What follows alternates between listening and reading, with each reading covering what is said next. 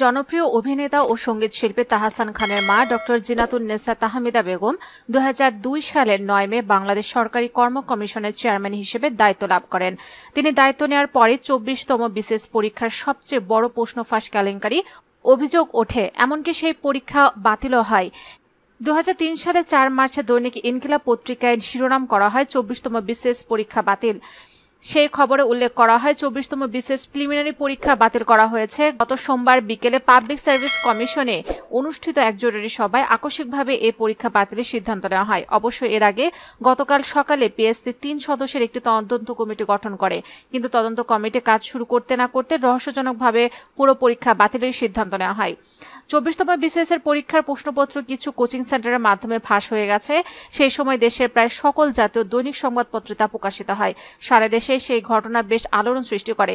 উল্লেখ্য, সম্প্রতি বিসিএস প্রশ্ন ফাঁসে আলোচিত সৈয়দ আবেদ আলী সেই সময়ে ডক্টর জিনাতুন্নেসা তাহমিদা বেগমের ব্যক্তিগত গাড়ি চালক ছিলেন।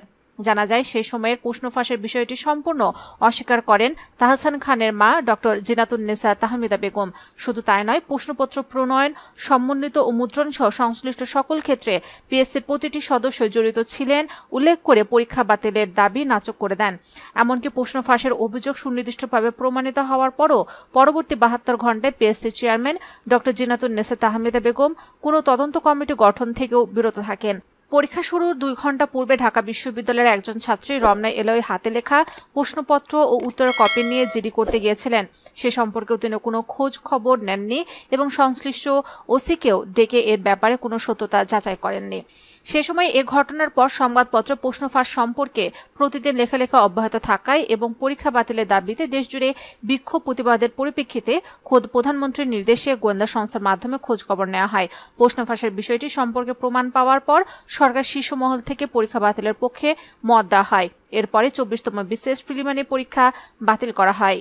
জানা গেছে, প্রফেসর ডক্টর জিনাতুন্নেসা তাহমিদা বেগম ছিলেন দেশের অন্যতম প্রধান সাংবিধানিক প্রতিষ্ঠান বাংলাদেশ সরকারি কর্ম কমিশনের নিয়োগপ্রাপ্ত 8ম চেয়ারম্যান। 2002 সালের 9 মে তিনি পিএসসি চেয়ারম্যান হিসেবে দায়িত্ব লাভ করেন এবং 2007 সালের 7 মে পর্যন্ত এই পদে অধিষ্ঠিত ছিলেন। ডক্টর জিনাতুন্নেসা তাহমিদা বেগম 1966 সালে ঢাকা বিশ্ববিদ্যালয় থেকে সম্মান ও 1967 সালে স্নাতক পাশ করেন এবং 1977 সালে লন্ডন বিশ্ববিদ্যালয় থেকে পিএইচডি ডিগ্রি অর্জন করেন। এ বিষয়ে পিএসসির সাবেক চেয়ারম্যান ডক্টর জিনাতুন্নেসা তাহমিদা বেগমের কনিষ্ঠ পুত্র জনপ্রিয় অভিনেতা ও সঙ্গীত শিল্পী তাহসান খানের সঙ্গে যোগাযোগের চেষ্টা করা হলেও তার মুঠোফোন বন্ধ পাওয়া যায়।